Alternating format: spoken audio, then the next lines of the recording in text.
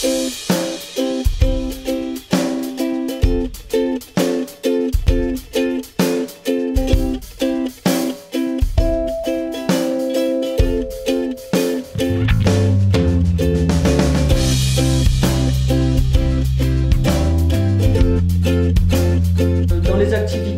as les missions, parce que nous on interpelle sous cette forme-là. Donc dans les missions, on va retrouver l'accompagnement, la formation, etc. Et puis après, tu as les sollicitations à l'intérieur de ta propre mission, quoi. Donc dans le genre, tu as un camion qui arrive, tu as 1500 jouets qui sont posés dans une pièce là-bas, de l'autre côté de la rue, de l'autre côté de la cour, et qu'il faut trier. Donc si tu veux, c'est pas une activité de trier des jouets. Tu vois ce que je veux dire? Voilà. Ça prend du temps. Mais ça, il faut un espace. Toute la communauté est partie prenante de cette idée-là, de faire des brocantes que nous appelons les brocantes solidaires. Les pantoufles. On le fait aussi en concertation avec les congrégations religieuses de la ville, hein, qui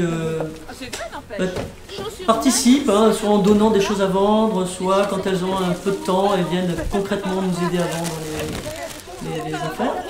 Et en fait, cet argent sert pour une part à contribuer au bien-être de 2 familles qui étaient à la rue. Voilà.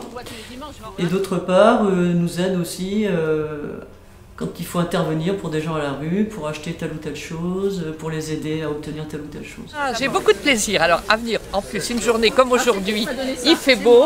Aujourd'hui, c'est très agréable.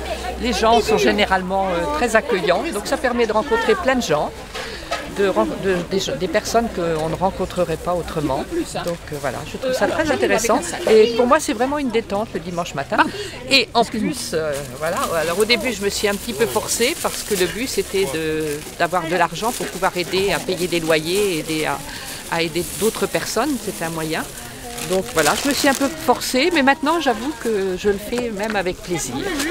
Voilà. C'est un vrai plaisir. D'abord, on discute, les gens sont simples et on sait que quand ils viennent là, c'est qu'ils n'ont pas beaucoup de moyens. Et puis alors, ce qu'il y a quelquefois aussi, on établit des relations avec les voisins, là, tous ceux qui sont autour. Bon, là aujourd'hui, peut-être pas parce qu'on n'est pas placé aussi bien que d'habitude, on est arrivé un petit peu tard. Il va falloir qu'on se lève plus tôt avec la belle saison. Mais autrement, il y a des entraides, des fois on se prête des toiles cirées, des histoires comme ça, où on discute des prix, puis on apprend qu'il y a des gens qui viennent parce qu'ils sont solidaires de leur vieille voisine, les enfants s'en occupent pas, elle est partie en maison de retraite, alors ils vendent les affaires de la voisine au profit de la voisine. Des histoires comme ça, c'est super. Non, 5 € tous. Ça fait rien. Ça sera pour quelqu'un d'autre.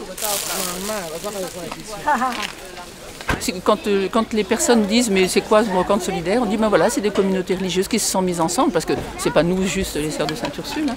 Et donc ouais, il y en a qui disent ah c'est bien, ah bon on savait pas que ça existait, ah bon il y a des sœurs, ah oui moi j'étais chez les sœurs du Saint-Sacrement comme élève, oh, non, j'ai des histoires comme ça quoi. Mais bon, non, on le cache pas, mais en même temps c'est pas forcément la première chose à dire quoi. Alors les brocantes, c'est vrai que c'est une grande affaire. Là pendant la période de Noël, nous avons trié 708 peluches et 1382 jouets. Voilà, on n'a pas encore complètement fini d'ailleurs. Qu'on a remis en état et voilà, et qu'on a offert donc en Drôme, dans tous les endroits où il y avait des Noëls pour les personnes en situation précaire.